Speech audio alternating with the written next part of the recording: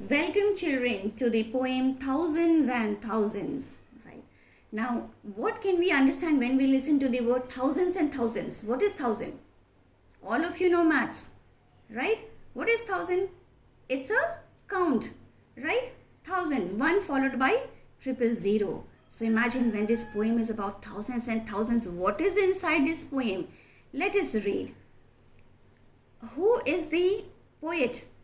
Poet is a lady. And who is this lady? Let us learn something about her. Shanta Rameshwar Rao, who was born in the year 1924 and she also passed away in the year 2015. She was an Indian writer and teacher who wrote several short stories and books for children like Situ, Tales of Ancient India and the children's Mahabharata. In this poem, the poet tells us that though there may be thousands of other things in this world, each of us is unique and special. By the end of the poem, each one of you will understand the importance of the uniqueness of every creation of God. Look at yourself and the surroundings. Thousands and thousands of grains of sand, thousands of stars in the sky, thousands of mountains, thousands of hills, thousands of birds that fly. Children, what is this first stanza of the poem telling us? Thousands and thousands, just see so many thousands. Oh my God, when we say thousands and thousands, it simply means uncountable. Uncountable. You cannot count on your fingertips. That is why we're not using the word only thousand. We cannot say thousand of grains of sand. If we say thousand of grains of sand, what does it mean? It means we can count those grains, and those grains are how many in number? They are thousand in number.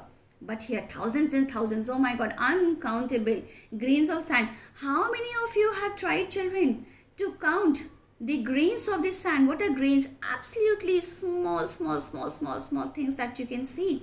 Those are the grains, right?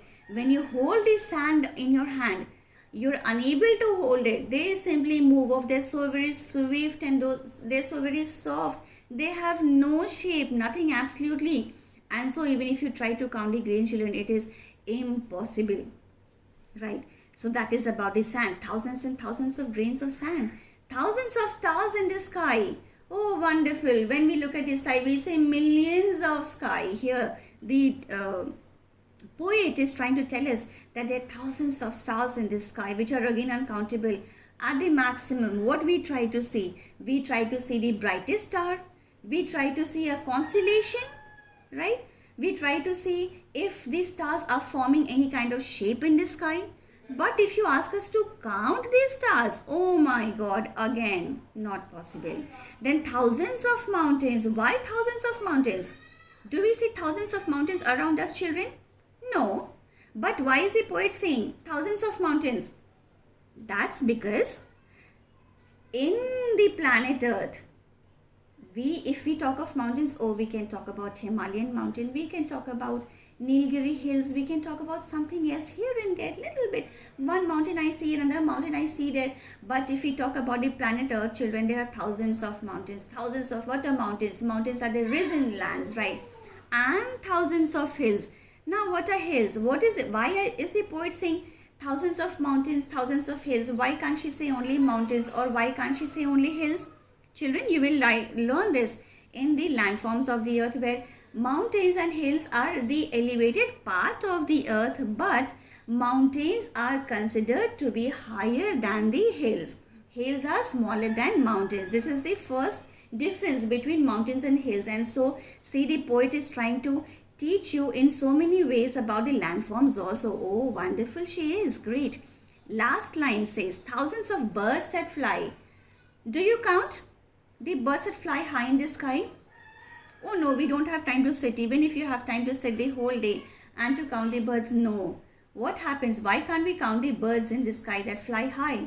Because at times they come in groups. At times they move solitary.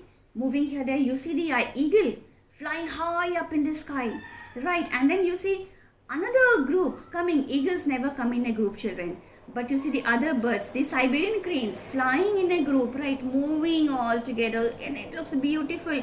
It forms a shape. Mostly you get to see these birds flying in the evening when they are going back home all together in a group. Nicely they move around to some place or the other where they can rest at night, right? So everything here she is saying uncountable. So why thousands and thousands children? God has created this earth, God has created the world, God has created the living beings, and with so many variations, each one is different from the other. When we talk of grains of sand, somewhere we see the sand in different colors, somewhere we see sand in different form. We see the stars, all are not same. Some are not very bright, some are little brighter. When we talk about mountains and hills, they're all different from each other.